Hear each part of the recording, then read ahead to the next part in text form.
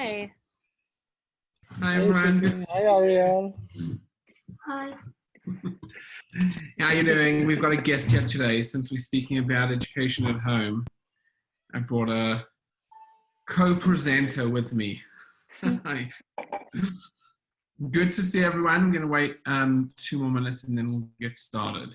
Haley's with us. Haley is with us. I'm going to practice my screen share. Give me a moment. And we'll see if this works. 1 minute.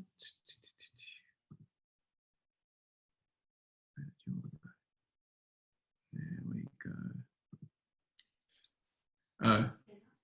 Oh, just a minute. Haley, try the screen share from your side then. Okay, yep. Great. Okay, perfect.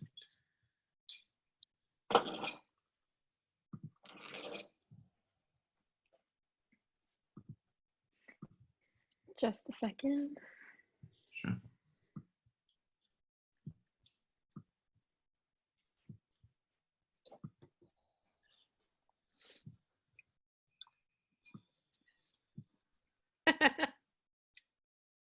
Right. Awesome. We are being recorded. It is wonderful to see everyone. And let me just make sure. We're at 8:03. We'll wait 2 more minutes, but we'll start around for everyone to get to know each other because I know that a bunch more had signed up. So why don't we begin? I'm going to call on you, and why don't you introduce yourself and tell us where you're from and what cohort you did. So Haley, we'll start with you. With me? That's All right. Okay, I am Haley Sklar. I am the program associate at M². I know some of you, and if we haven't met in person, you might have gotten an email from me or other. I am an alum of the first M² Hillel U certificate program, and I now work for M². So it's a very exciting time. Awesome. Thank you, Abby. Hi, everyone. I'm Abby Mintz. I am here in Evanston, Illinois, a suburb of Chicago. I am the Assistant Director of Camper and Staff Life at Beaver Camp, and I participated just a few months ago, actually, in the Camp Educators cohort. Terrific. Thank you, Abby. Robin. Hi, I'm Robin Kahn. I was in cohort 3 and I am in Boston, Massachusetts. Great. Thank you, Andrea. I'm Andrea Lieber. I'm in Baltimore, Maryland, although I work at Dickinson College in Carlisle, Pennsylvania. But I guess I'm now working at Dickinson College in Baltimore, Maryland, because I'm teaching remotely now. I was in SEC 3, the Senior Educators Cohort 3, and I also work at Camp Ramon as the Director of Education. You were number 2, Andrea. I was? Okay. You were 2. Yeah. I was 2, thank you. I was actually thinking in my head, was I 2 or 3? So yeah. 2. Thank you. Aaron. 2. Thank you, Andrea. My name's Aaron Robin. I was in 3 with Robin. I live in Deerfield, Illinois, not too far from Abby. And I think that was it, right? I work for BBYO. Great. Tova. Thank you, Aaron. Hi, I'm Tova. I live in Los Angeles. I was in cohort 4, just graduated, and I'm also in the Power in 2020 M² Hartman Fellowship. I'm a groupie, and I am a rabbi and educator in LA. Thank you. Thanks, Tova. Stephen. Hi, I'm Stephen, work at M², but claim to fame is graduate of SEC 2 with Andrea. Nice to see you. That's it. Awesome. Kiva. Hi, everyone. I know you all. Great to see you all. I'm at M². Rebecca. I'm Rebecca. I'm living in Los Angeles. I'm working at a Jewish day school, Sinai Kiva Academy, and I was just an SEC 4. Thank you, Melinda. Hi, I'm a rabbi in Cleveland. I work for our local federation, leading a program for interfaith couples and families.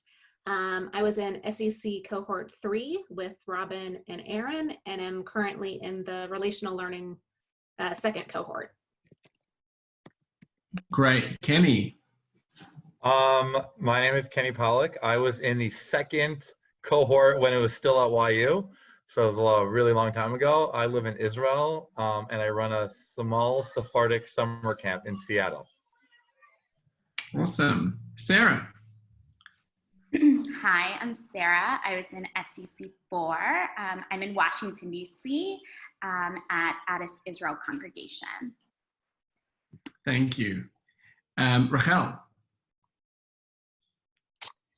Hi, I'm in Montreal. I'm a rabbi at a large synagogue here. I'm currently in cohort 2 of the relational learning and also serving as faculty for Passport Fellowship and M Squared Fellowship here locally. And I'm going to do a little screen shift. So you're going to see me sign off and then sign on my desktop. Sure, absolutely. Thank you, Dania.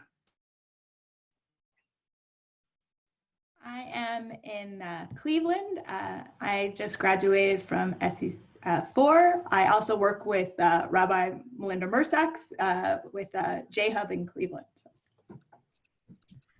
Great, thank you. Laura.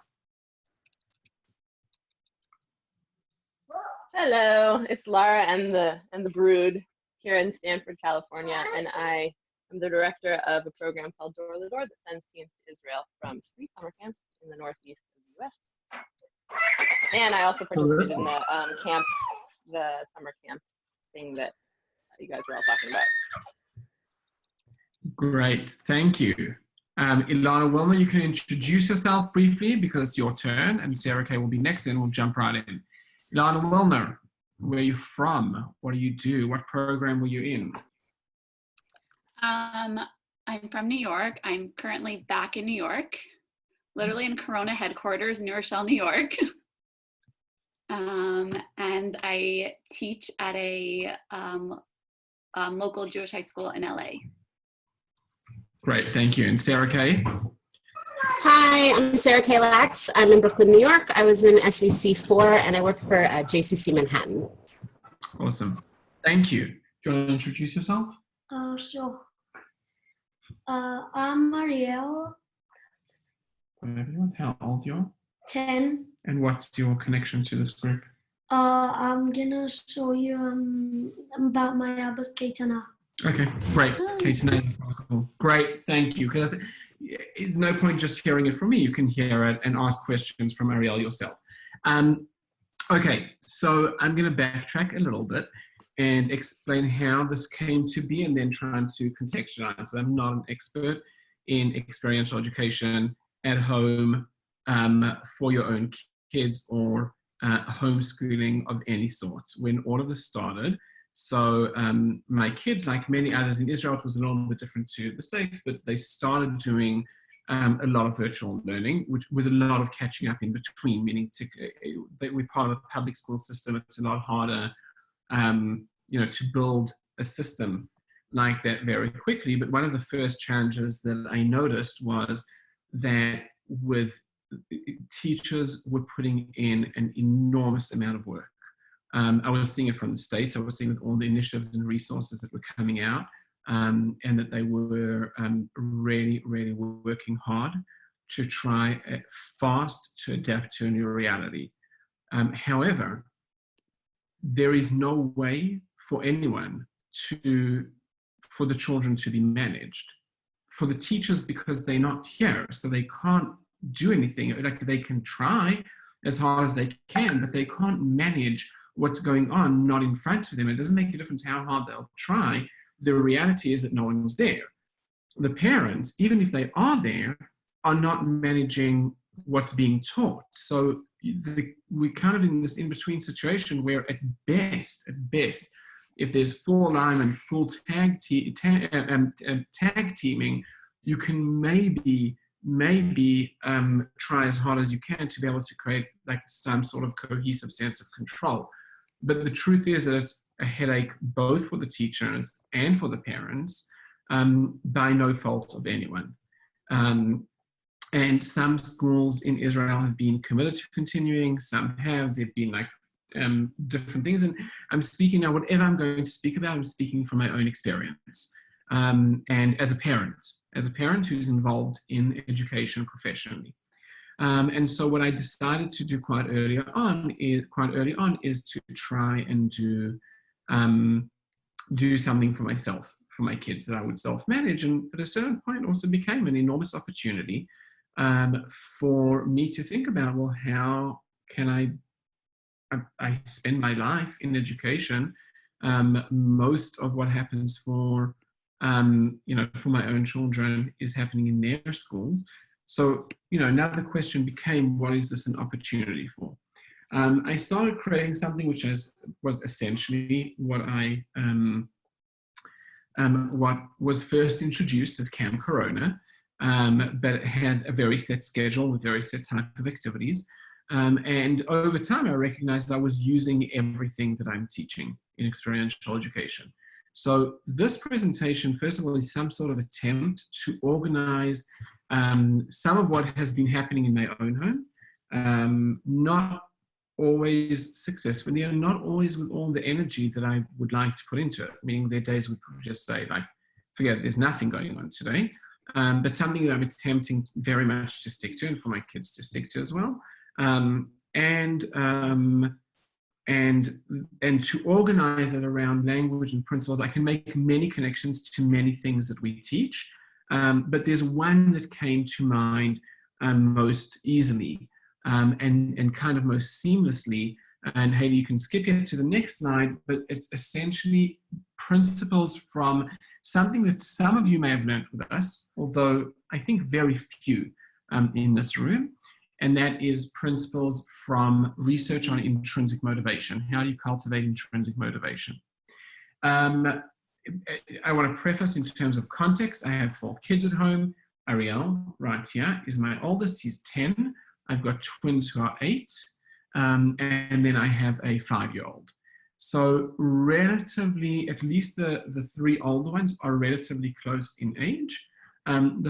Number 4, she's 5, and she can usually keep up. Sometimes have to do like a little bit of different things with her, but like by and large, whatever infrastructure is set up, they all participate.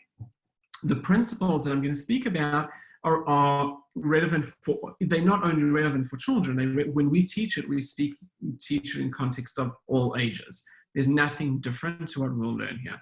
The only thing that is different about doing it for older children and for more adult kids is whether or not you, as a parent, have the guts to do it. That's the only thing that's different about it. Teenagers, you get into different types of relationships, and so it just requires, I think, on the part of the parent, a lot more. What do we mean by intrinsic motivation? We can skip here to the next slide. You'll get the slide and you'll get a bunch of stuff as well, because we're going to do some work. Okay. Intrinsic motivation, in general, who wants to read for us? What is it? What is motivation? What do we mean when we speak about motivation? One of you please read.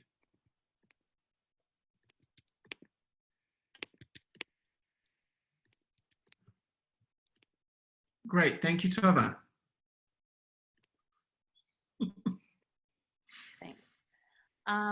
Intrinsic motivation is when that force comes out of genuine will and interest in that action, where the reward is the activity itself. Okay, so if motivation by and large is a force that enables action, any type of force that enables action, then when it's done intrinsically, it comes out of your own genuine will and your own genuine interest, right? We're reminded of the Mishnah in Pirkei Avot that speaks about doing something for the sake of no reward, but for its own purpose, right? Do not serve your elders in order to get a reward, but the activity itself is its own reward. Extrinsic motivation is when that force comes from outside the individual and is driven by external rewards. So for example, if you do X, you will get afterwards X amount of candy. If you do any type of thing which is kind of helping them along and they're doing it not for the purpose of doing it, but for some other reward, some sort of external force that is not relevant to the thing itself. So this research by a guy by the name of Reed Larson, he did a whole body of research, and he asked, can intrinsic motivation be cultivated? And is there something that you can do for your students, for your learners in general, in order for them to be involved in action? For those of you who have worked at head L's on college campuses or high schools or whatever it is, come and you'll get pizza, right? Or something. Can you do it without the pizza? What can be done in order to get people to come because of the activity itself? Now, next slide, please, Heidi, is that, there we put in the Mishnah, but you can go even to the next one. The idea really is that we can try with extrinsic motivation, with intrinsic motivation. It by no means always works. So everything that I'm saying is when I'm going to now organize how I've done things at home, it's around certain principles that have come out of this research. What are core principles in intrinsic motivation, in the cultivation of intrinsic motivation? Do not get me wrong. I bribe my children all the time, and that's what we do, and it's okay. However, I realize that a lot of the things, do I bribe you? No. No, I don't bribe you? Okay. No. I don't say to you that you'll get screen time if you do something? No, I know that you'll do that before. Okay. Anyhow, so the things that work, though, about this are really drawn from principles in intrinsic motivation. Haley's going to send you in the chat now a link to one of the very first things that we put together, which you can then scroll through. And that is, Haley, if you can put in the link for that file, that folks can have a look at the camp. And it should pop up in a moment in your chat box. Got it? If not, I'll put it in quickly.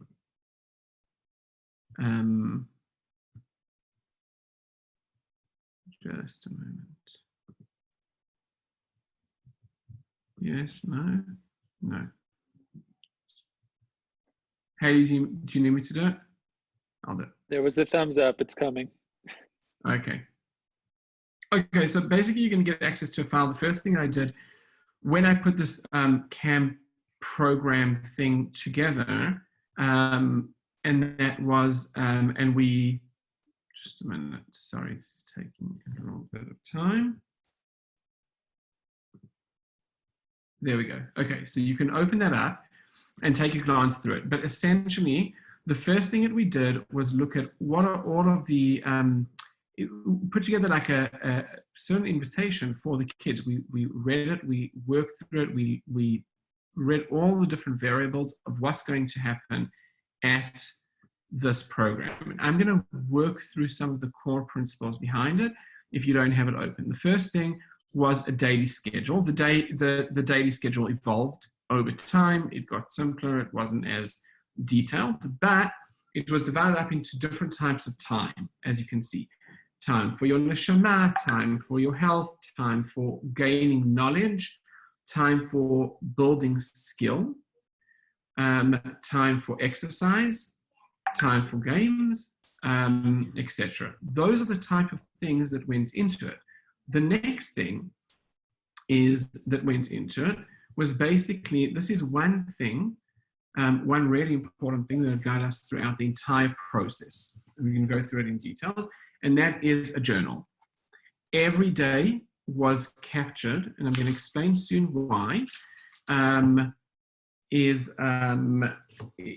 day was captured through all different types of activities that the kids did, and it really became like a workbook throughout every day was used, and the need to take care of it, to protect it, to write carefully in it to all of those, like any type of thing that gave a sense of control, was also very, very critical for the success. It has here information about what we did in the journal.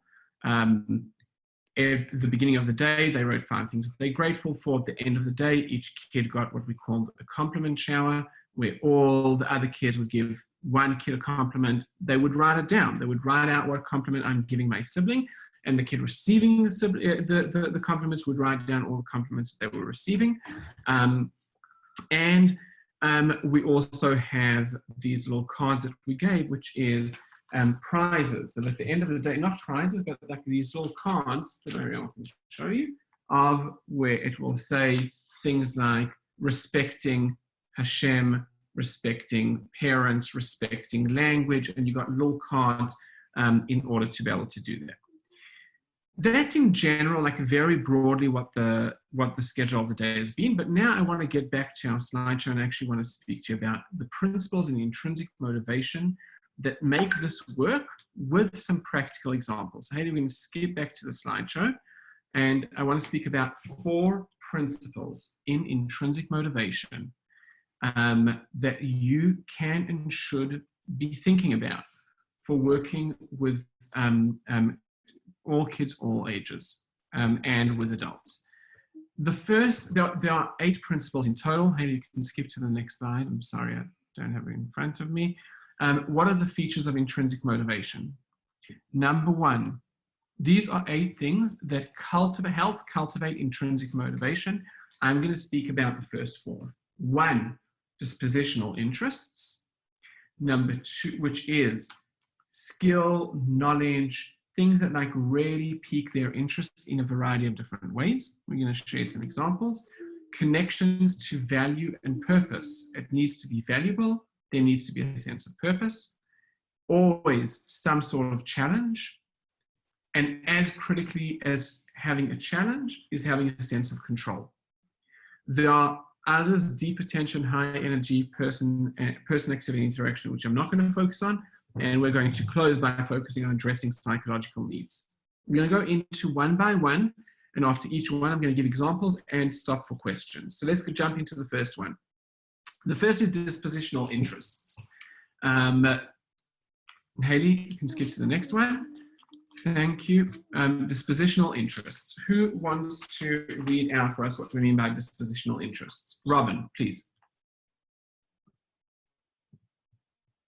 Dispositional interests. A set of factors that influence intrinsic motivation is a person's development of dispensational interest in an activity or subject matter. This includes the acquisition of knowledge, skills, and positive emotional associations to an activity or subject. As these grow, learners become able to generate their own curiosity, set challenges for themselves in the activity, and anticipate future steps. Okay, so if every day I want to choose an area of content, and that area of content, I'll show it in a minute, that area of content didn't have to be the most mind-boggling thing in the world. I'll give you an example in a moment. But it did need to include something that you could know and something that you could do, and it had its own value associated with it. One of the first week of camp at home, we landed up by chance, and that's because I was thinking about different creative ways of doing it, doing a week about different Alexanders. Every day we focused about a different Alexander in history. The first day was about Alexander Hamilton. I made this up as I went along. I don't know to explain why these were the topics. The first day was about Alexander Hamilton.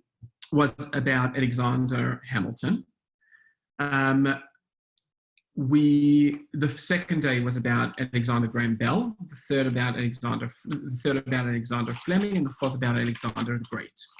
Each day was a different Alexander. Each day came with its own kind of flyer or poster, and we'll speak about that in a minute, that in order to be able to explain it. But the most important thing that we were looking here to do is what are they going to know and what are they going to do? A knowledge and a skill. And knowledge in this instance would be to learn about who he was. That could be done by watching a YouTube video, by listening to a podcast. In this instance, there was an interesting podcast about Alexander Hamilton. In the picture that you see here was actually about Alexander Graham Bell, and turned into, when we were speaking about skills, about the skills of weighing up a pro and a con. That's a skill. It's a skill that I want my kids to have. And in part of the pros and cons about the skills was about not just the invention of the phone, but how do we relate to screen time? So they had to do what are the pros and what are the cons. They learned about the invention of the phone.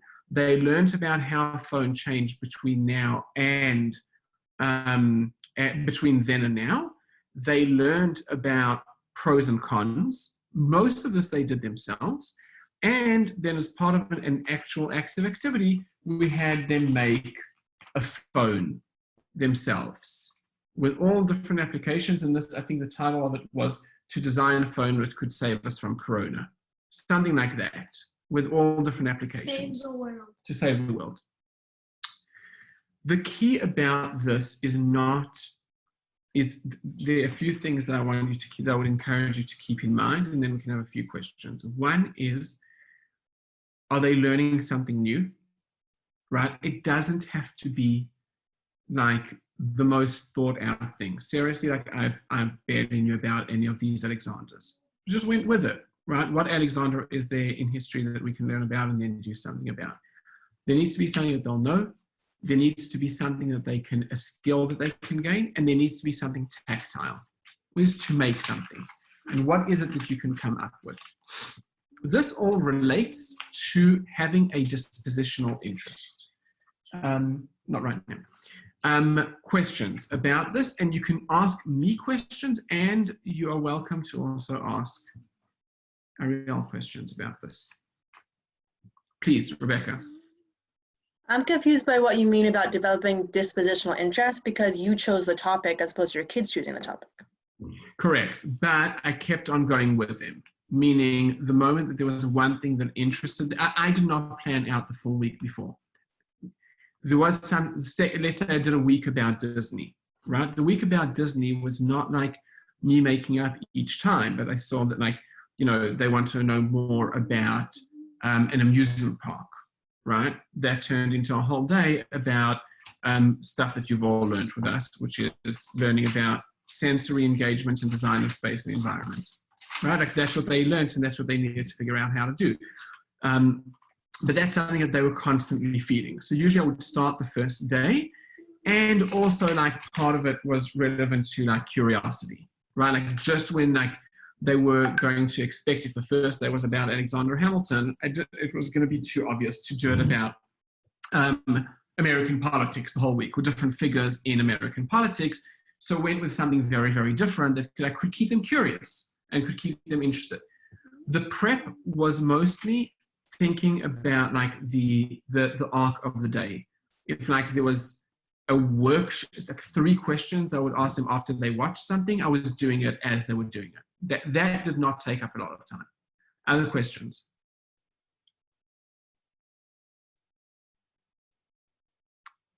Okay. So from here, I want you to remember knowledge, skill, and something tangible, that you can do something, right? Not only, and skills, I would encourage you to think very, very broadly, not just about tactile skills, but about life skills, right? In this instance, as Ariel showed you, it's weighing up pros and cons. That's a skill that I never usually get to like think about together with my children. Okay, the next one, Haley, we can move to the next slide, is going to be about is connection to values and purpose. So connections and values to and purpose. So Melinda, will you read for us?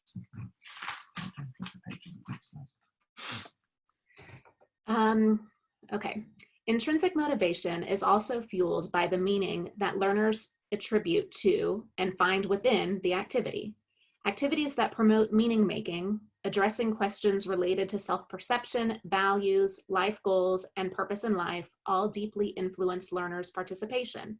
their investment in the challenges included in the activity, and their overall experience of intrinsic motivation.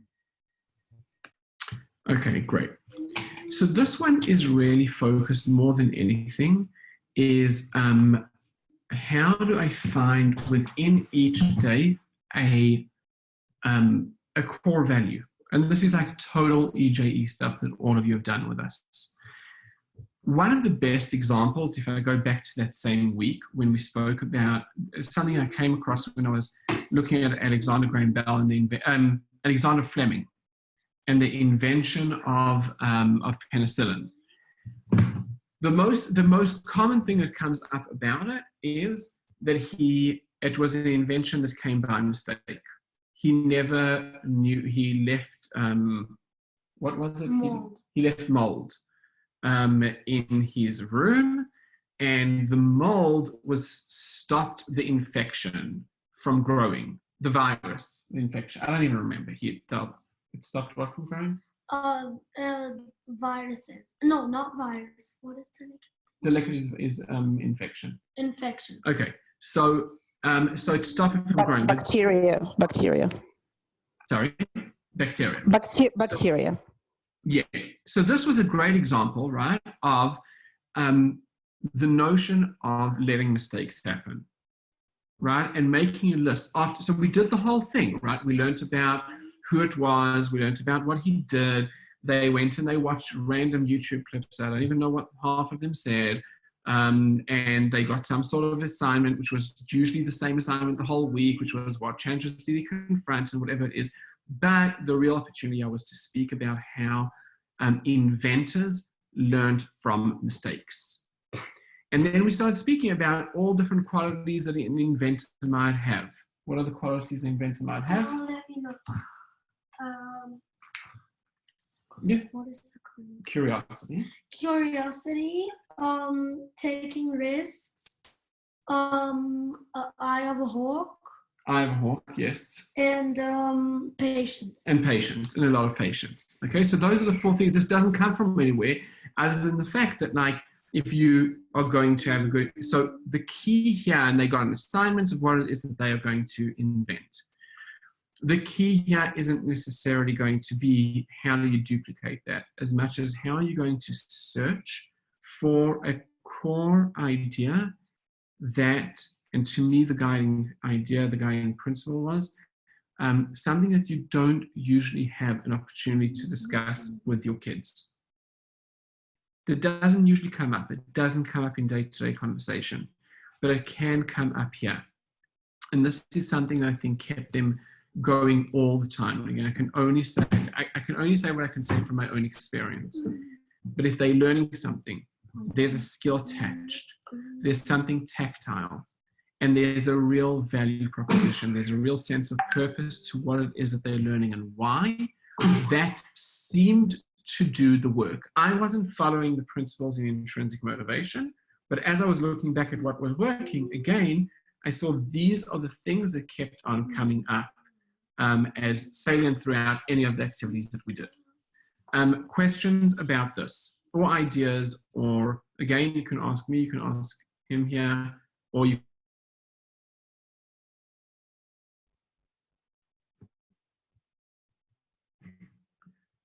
Okay, I'm going to do, before we move over to the next two, I'm going to do a quick check-in about whether this is helpful, and if so, how, and if not, how can it be more helpful? Because again, this isn't, I'm just speaking from like stuff that's going on here. So let's hear from you.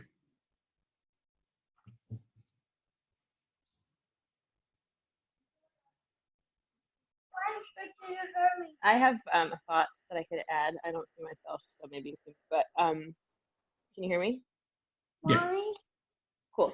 So I have a 3-year-old and a 1-year-old, and so I'm kind of in a different situation just personally in terms of like workbooks, and I'm just wondering, like, you had said that this could work for any ages and that it takes a sort of bravery to work with teenagers. I'm just wondering, like, how much of this do you think, other than having a really set schedule, which I think would be helpful, could work for kids who really can't, at this point, seemingly do anything by themselves? Great. So that's a great question. I would say that more than anything, Lara, it would be helpful for you. Even if it's not going to be as helpful for your kids, for you to organize with younger kids, right? They don't necessarily understand always how to do it, but there's something about it which I felt has been, obviously everything's exhausting all the time. That's not a question. I don't think that it's any less exhausting to do nothing, right? Because that's also just as exhausting, running after your kids. But something that helped me organize my day and plan it out in a way that I knew I'm filling out a certain amount of boxes. And soon I'm going to speak about some other tips as well that relate to that. That I was going to say for 30 minutes, we're going to learn something. For 20 minutes, we're going to practice it. For 10 minutes, we're going to speak about it. Just help me be able to able to break it down in a way that I could plan for it better and was more manageable for me, as opposed to like this whole like 5-hour morning where it doesn't seem like it's going to end. So that's in terms of like younger children, even if they don't feel the difference. I think that you would feel more like I have what to work with. Others. Okay, I'm actually going to go through some of the comments as well here. Rachel, you wrote about working full-time, have the kids in a few hours a day. Okay, I think that, yes, it absolutely can and should be modified. I look at this as, you know, we put together a schedule for the day. I'm responsible for X amount of hours of it. My wife, Natalie, is responsible for a certain amount of time, and that both of us are doing full-time jobs in between as well. And I will again say that school, when it works great, for me, not doing this and letting everything happen through school. And again, I don't know the situation anywhere else, whether it's compulsory, whether you have a choice, whether you want to choose it. I chose not to go the school route because I just felt like it was a lot harder. I wasn't able to do my job. My kids weren't able to participate. The teachers, I wanted to support them, and they were working really, really hard. But you could do this for, you know, like for 2 hours, just break it out differently. It just make both, A, I found that the ideas work, and B, is that it made it manageable. Like I had to think of like an idea that could keep, idea-wise, what they needed to learn would keep them occupied for 20 minutes or 30 minutes. Yeah. So if I could respond, I think part of what I'm challenged by is this feeling of, you know, you have an entire day that you've now put together, and I don't know how to articulate what I'm feeling. I guess when I look at such a beautiful end product, I get this pit in my stomach, like, wow, I wish I could give that to my kids. And the steps, I understand you're breaking them down, which is very helpful. I guess I still feel, it still looks very intimidating. And a lot of us are just trying to keep our head above water.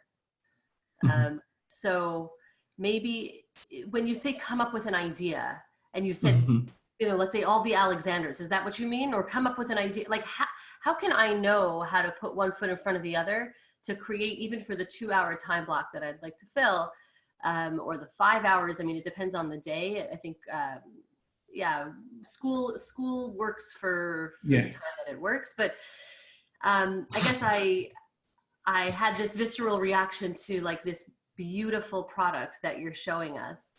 So can you say more about step one? Yeah.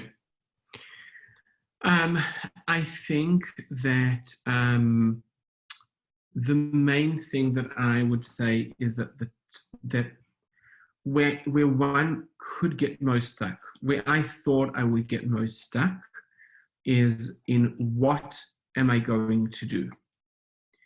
And I have found that the what is arbitrary, the how is what's important.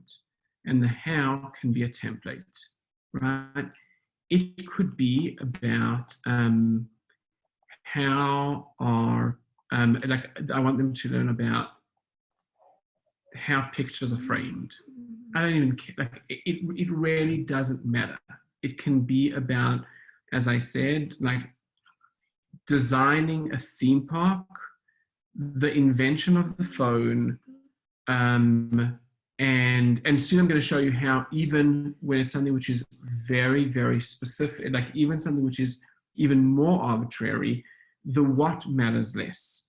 How I'm going to tackle it and how I'm going to use what is at my disposal I think is a lot easier to answer once you have some sort of template for it. And for me, this is now template, right? I don't spend my time.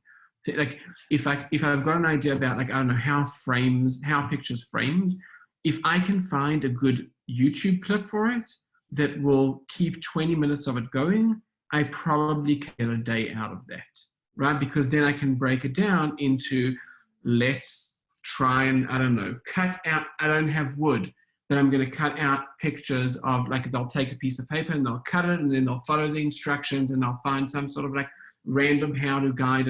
But my mind is focused on an area of knowledge to keep them occupied for a certain amount of time, that then I can give them an assignment to answer questions about, that then I can have them try and do themselves, and that then can turn into some sort of discussion about any type of idea or value that can emerge from it.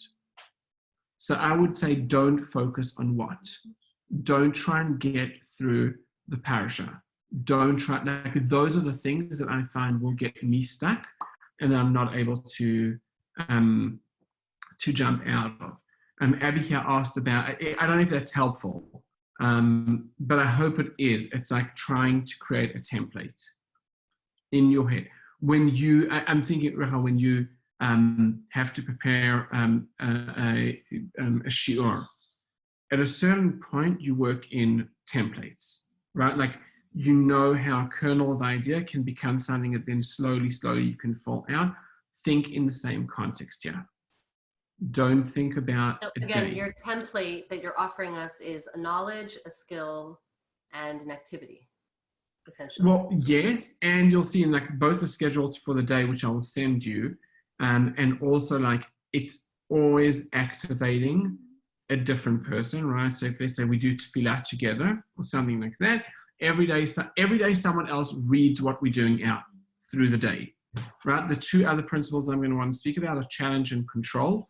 And control being one of the most important things. Seeing the schedule, someone reading out the schedule, knowing what they're doing and when, and trying to stick to it as much as possible.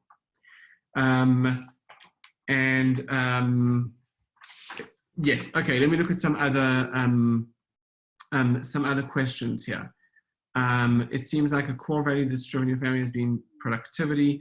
Having a hard time connecting adults, how it may be applied to my circumstance at work or at home. Abby, can you say a little bit more about that question? Yeah.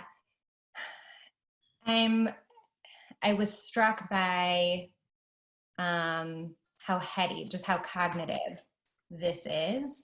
And what's interesting is I have two kids at home, they're 4 and 2.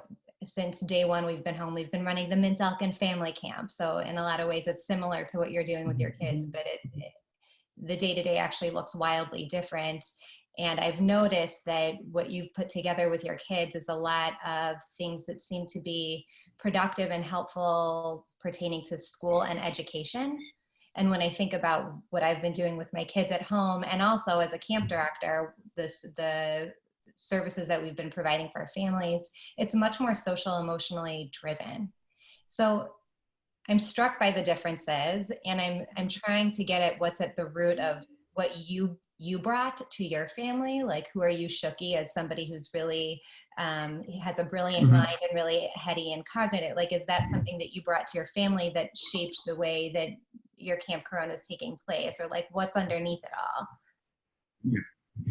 So that's a great question. It's a really, really important question.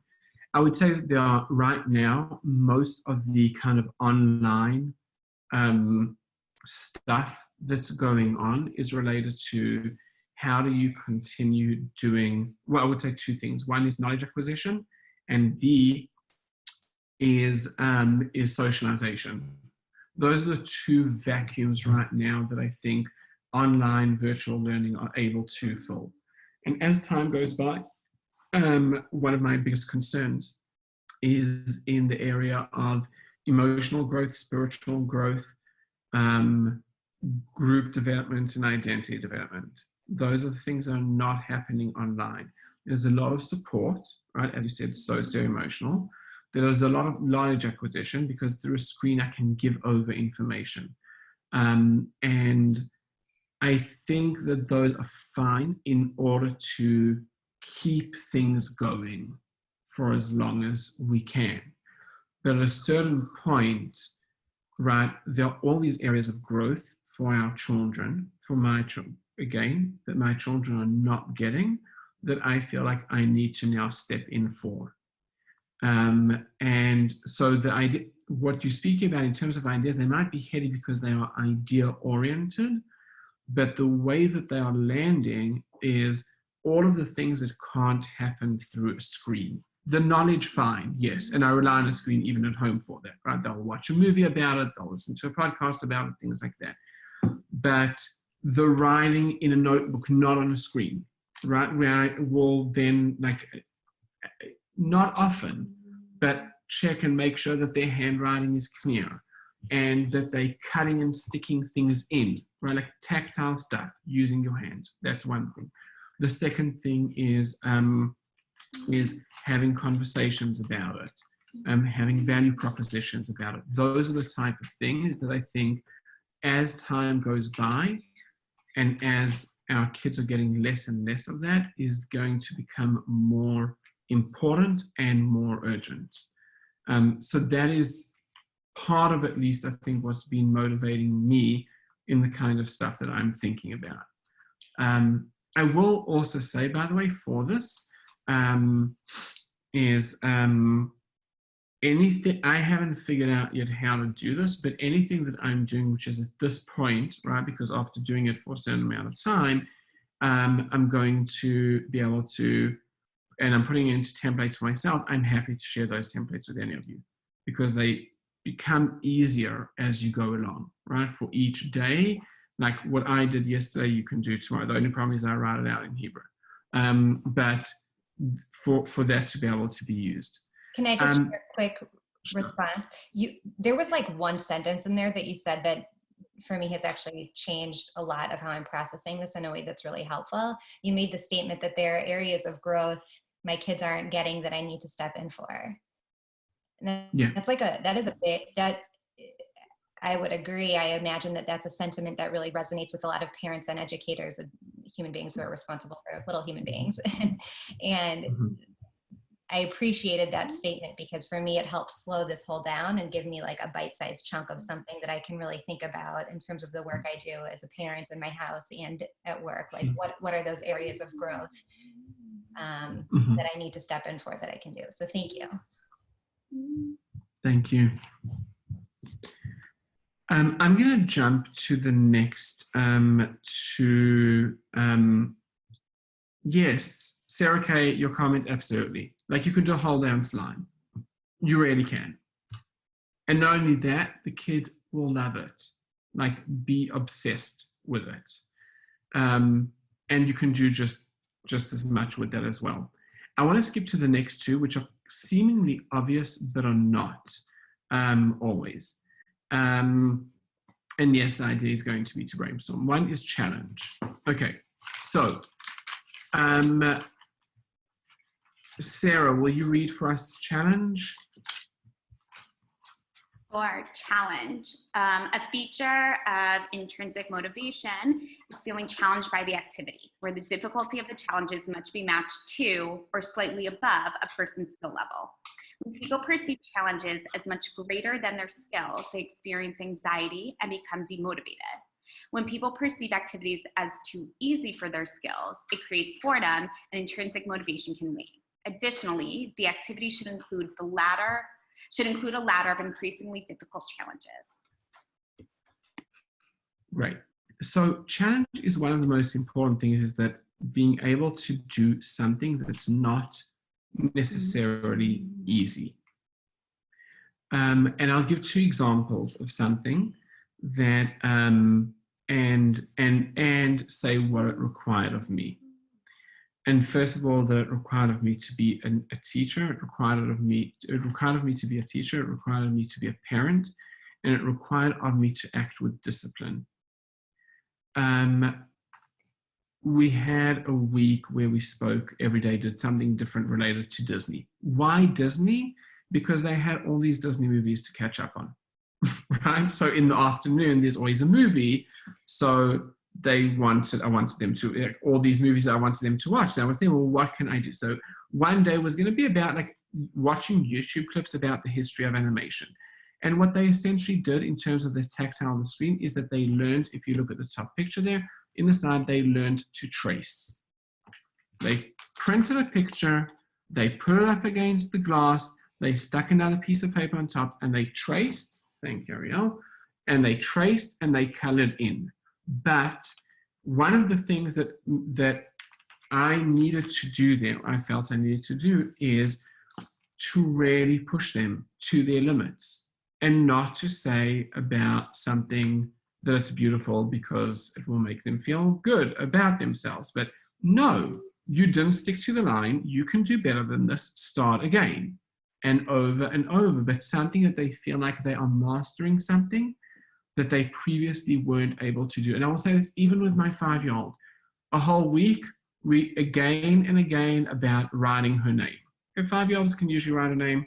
She had a harder time with it, but and sending her back to do it again and again, but entering that teacher mindset and having expectations, right? Like when they write in their notebook, like stick to the lines. I'm going to check all the things that drive me crazy that their teachers don't do, that now I wasn't going to give them discounts. Like I'm going to do that. And I'm going to tell, like, you can't erase anything in your notebook. You have to rewrite it.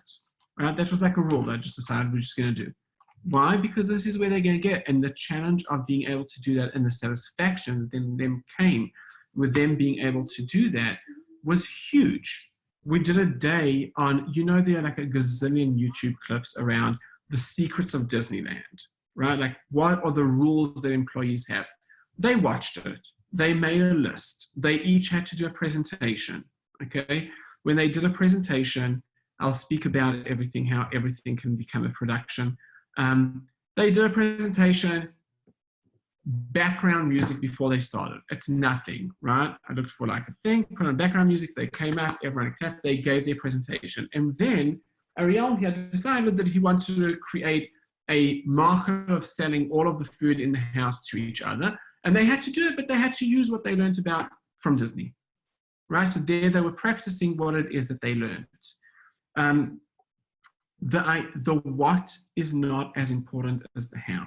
The ability to move and weave through all those different kind of pieces of like, they've thought, now let them do, let them create, let them use their imagination and have expectations. And so the challenge was really, really important. The last thing I'll speak about, and then I'll give a few more tips and we'll speak, and then we'll have a bit more of a conversation about this, is about control. Okay, Haley, if you can skip to the next slide. The notion of control is about, is probably one of the most important things for children, for adults, for whatever age. We all need it specifically because we are in a time of chaos. And when you don't have a sense of control over your day, when one thing drags to the next and one thing pushes to the next, it's never ending. It is never, ever ending. A feature of intrinsic motivation is experiencing a sense of control over the activity or over the day, a sense of confidence that I can do it or that we can do it. It's not just about an actual control. And this is the most important piece about this. It's about the perception that you can control what is ahead, the possibility rather than the actuality of control. The sense of efficacy may help people think ahead, imagine emerging challenges and decide how to deal with them. We don't even have to go that far. Every morning they woke up, there was a schedule there. They saw what they were going to eat. They saw what they were going to do. Did we deviate from that schedule? Yes, I tried really, really hard not to, not because I wanted to be a yeka, but because I knew that the moment, and even if it's not the best schedule in the world, I actually found that following it was more important than what happens in it, because it gives a sense of predictability. Do you want to say something? No. It gives a sense of predictability. It gives a sense that I know what's coming, and that is both in terms of like the psychological aspects of everything that's going on, and in terms of them. Now, an example of this is that even on like the 3 days before Pesach, where there was no way I was going to be able to do any of this, right? We did a day called Yom Masachim V'Mamtekim. What does that mean? It was the best day. Thank you, Ariel. It was screens and treats. But even then, there was a schedule. And even then, it was divided into who has the iPad when, who's going to be in the TV when, who's going to be on the iPad when, and when are they going to have what treats. Why? So that you could tackle the day, that it doesn't seem like this endless like pit of like what's going to happen and what are we going to do next. My 5-year-old thought that the best thing about the day was the picture of a baby on the computer. That was like the highlight of her day, the day for her. And for this one, it was the actual day. The actual day. Okay. Yes, and Shabbat Sarah. Okay. I want to skip quickly to the last slide, and then we'll have a discussion. So Haley, if you can go to the last tips, which I think is didn't get to the exercise. I'm happy to do this with you, any of you one-on-one. I'm really like any of you who want like 20 minutes to practice it, how you're going to do this. The key is, okay, I'm going to go through general tips, and the key is you know the stuff because you do it all the time. There is nothing that I've showed you here that you don't know. How do you make it more, how do you break it down into small pieces? How do you turn it into a how instead of a what? That's the key here. And how do you follow ideas that are important? Break it down into small increments. 30 minutes, 45 minutes, 15 minutes. It makes it a lot more manageable. It's just, if you think about things in bigger increments, they go on and on and on. Everything is an activity. What does that mean? If we are going to have fried egg sandwiches for lunch. So don't ask me why, but at some point before I bought those like fancy pieces of paper that in restaurants they wrap the sandwich into. We wrapped it into those pieces of paper, and then suddenly it turned into a restaurant. Okay? Anything can turn into an activity, even the smallest thing in the world. How you read out the announcements. Yes, do you want to give an example of how anything could be an activity? Fine. Yeah. Let's say. I don't know. You said that you have an idea. No, I wouldn't say.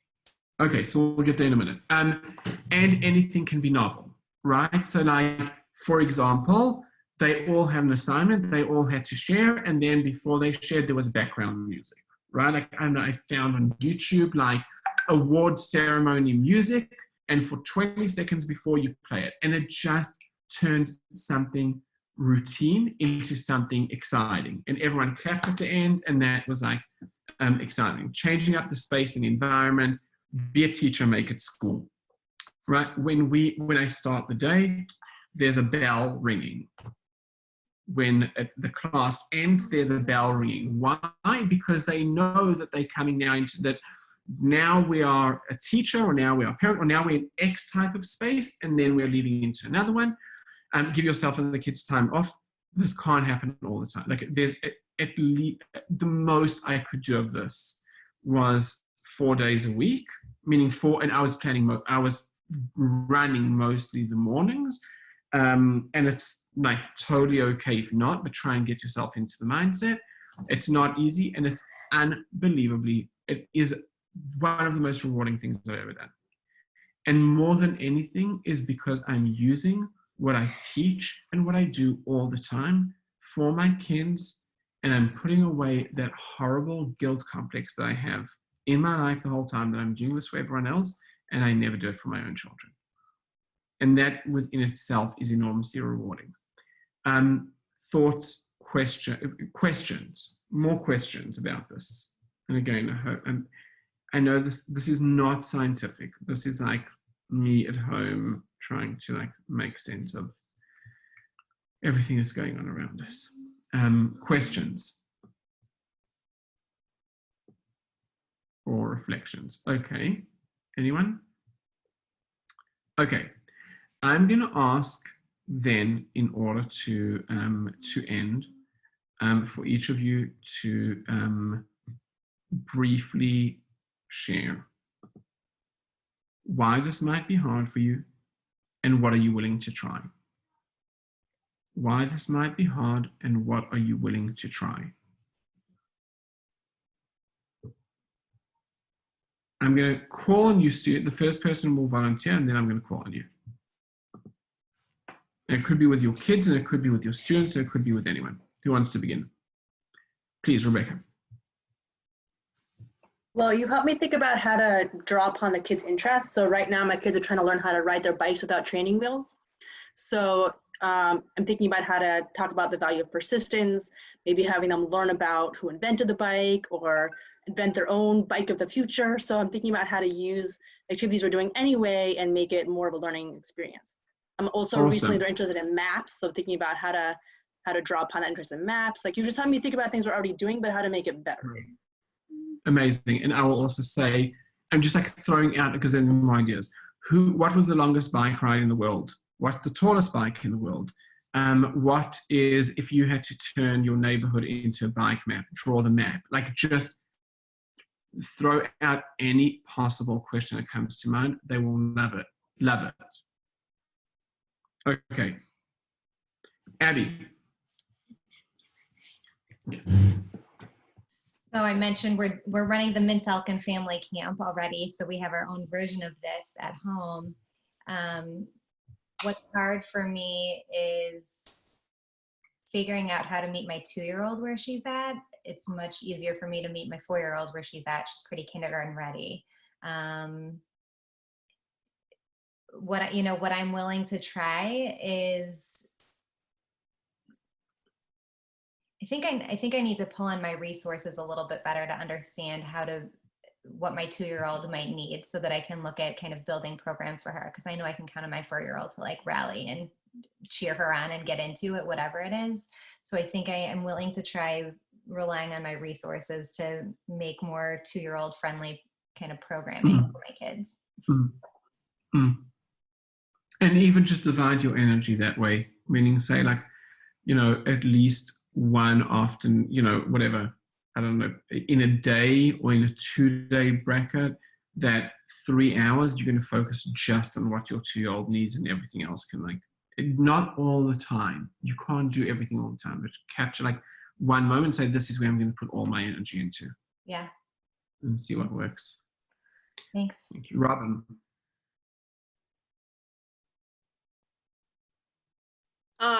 Well, I don't have my own children, so that's the easy part. The hard part is running a religious school and trying to support the teachers and the parents and the frustrations around Zoom links and passwords. And I think that we can do a better job of having higher expectations for how kids come to the screen. I think we've been very lackadaisical, and we can do a better job of really communicating expectations to the parents. And I think the other thing that we need to try is even pivoting even more to what the kids are interested in as a class, and using that to drive more content. Passover was an easy thing to start with for a couple of weeks, but Passover is almost over. So thank you for doing this. Thank you. Andrea. You're on mute. I think for me, what's hard is that I have only teenagers at home. Well, my youngest is 12, so she's close. And my middle daughter's 15, and we're really challenged by routine as a result, because I get up and I have a work day that's functions according to a normal schedule, and they're inclined to sleep until 1.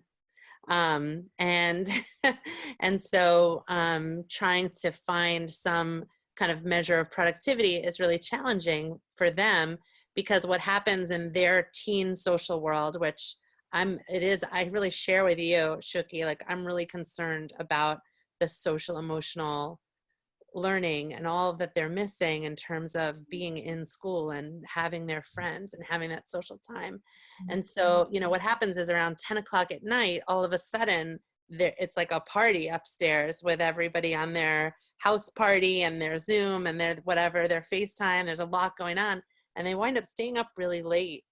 And so I guess the challenge, what I find hard about at this age imposing a healthy schedule is that I'm also trying to kind of go with the flow of what seems to be happening organically among the teenagers, or among kids this age. So what I'm willing to try, though, is within the limits. I'm not gonna have success waking everybody up at 8 o'clock. No way, not happening. So during the time that they are free and available, and they're very independent in terms of doing their work and things like that, I'm willing to try to try to find activities that can be where I can sort of draw out their intrinsic motivation in terms of trying to practice what I do with teenagers elsewhere, kind of bring it home.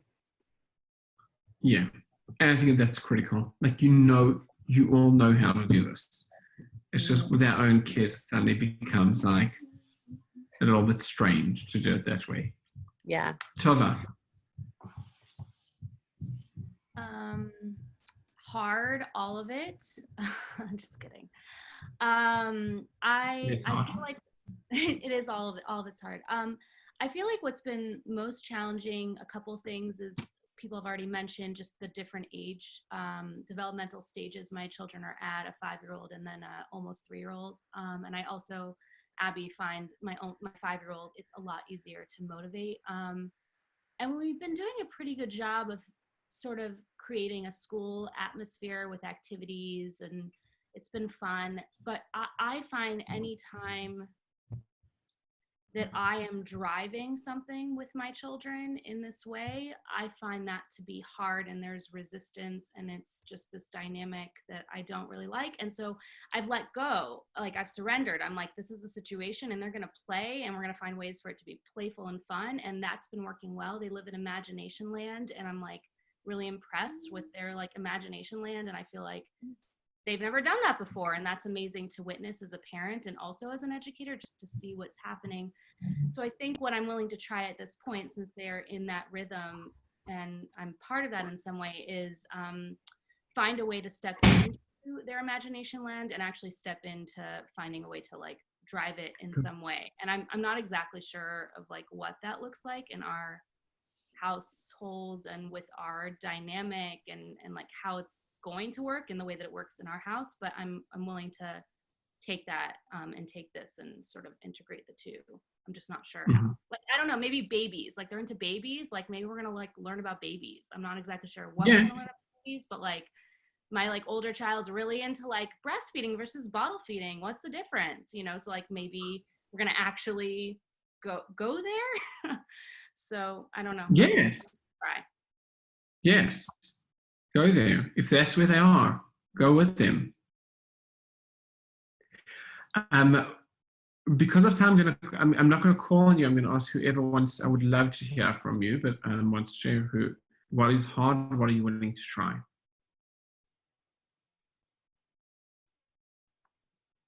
I'll jump in. What is hard is the nature of my work, my congregational work, where it feels very unpredictable. And I'm juggling a lot of different needs in our preschool and all of our education, our religious school. And compounded with all of that is my own guilt every time I have to leave my children to do my work. So because they're home all the time and they're around all the time and could need me all the time. So anytime I'm not there for them, I feel worse about that than ever before. But just going off of what you said, Tova, like my kids who are 6, 8, and 10 are in imagination land, like on steroids, like more than usual. And over this past few days when we were during Chag, like there was a dress shop and a tea party and a spa and all kinds of things already happening. So what I'm interested in trying is how do I add substance to that? You know, if they're interested in fashion or in tea parties, where's the historic or the skill in this? And I guess my question is, what would that look like over the Chag, which for us means no technology? You know, how can I prepare that? So what I'm willing to try is adding substance and depth to what they're already doing in this week when they're not in school. Mm-hmm. Great, Tanya. So I would say that the part that I'm struggling with the most is like one of the things you said is you sort of had that choice between doing school or doing your own thing. And there's definitely like with my kids, like they're being given stuff and there's expectations, like partly because parents are asking for it, but like I haven't really thought to say, oh no, we don't want to do what you're offering. So it's sort of rethinking that a little bit. The other challenge I find is most days out of the week, I'm doing it solo, parenting and working, and not having a partner changes the whole dynamic of how that day looks. So I have support basically 2 days a week only. So that changes the whole thing. And so I think the thing that I would think about for what to do is really just like putting everything down, like letting everything sit somewhere else. And, you know, instead of feeling over like the overwhelmness, you sort of like knowing I can't do it all, but like trying to do all of it all at once and try to put some of it away to do a little more focused. Like, yeah. I agree. I think that, you know, the same principles that I said about doing it for your children, it's also like for yourself, like bite size, like think about 30 minutes. Think about 30 minutes that you can do your best educator parent, knowing what you know, doing what you're doing. It doesn't have to be 30 minutes a day. It can also be, or an hour a day or 2 hours a day. It can be an hour or 2 hours every 2 days. It can be a day every 10 days. It can be, you can decide your own timing structure for how that will work. But also being able to put all of yourself into it that way. And then being able to say, okay, so when I'm not there, I'm not there. And when I am there, I'm fully there. And probably most of the time will be somewhere in between, right? A bit yes, a bit no. But I and you know, those who work with me know, like as irritating as it is, during those hours, I'm with my kids. And that's it. I'm not doing anything else because I can't cope if I don't have that. I can't cope. Our family can't cope. Like it's just, and when I'm fully with them, it means that that my wife can fully work, right? And that and how do you build those times as well to be able to do that, and to be able to do it well. And I believe that none of us can do it all the time, but I have 100% faith and confidence that everyone who's sitting around these screens can find moments where they can be the greatest that they can be at this, because you know it, right? The question is, how do you organize it and how do you focus? And it's exhausting. Ariel's been wanting to say something for a while. Did I cut you off guard? Do you want to say something? Yeah. My Abba in the summer in the camp, he always makes everything like, if it's just something normal, he makes it into a way more fun way. Okay, thank you.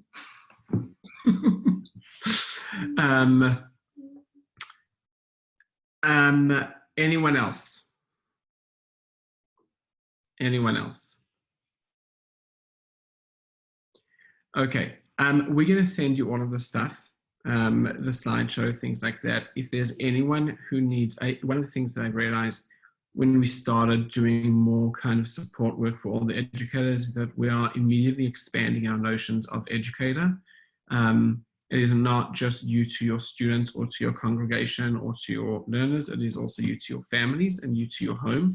And thus everything that we're preparing can be done and used for that, and anything that we are able to offer you, including one-on-one coaching, support, ideas for what to do at home with your kids. You're more than welcome to reach out, schedule time, brainstorm together, find ways, and I would be happy to help you. Everyone on the team would be happy to help you as well. Thank you, everyone. It was great seeing you, and Chag Sameach. Chag Sameach. Thank you. Bye. Thank you, Shuki. Thank you. You're welcome. Thank you. Bye. Chag Sameach. Chag Sameach. Thank you very much.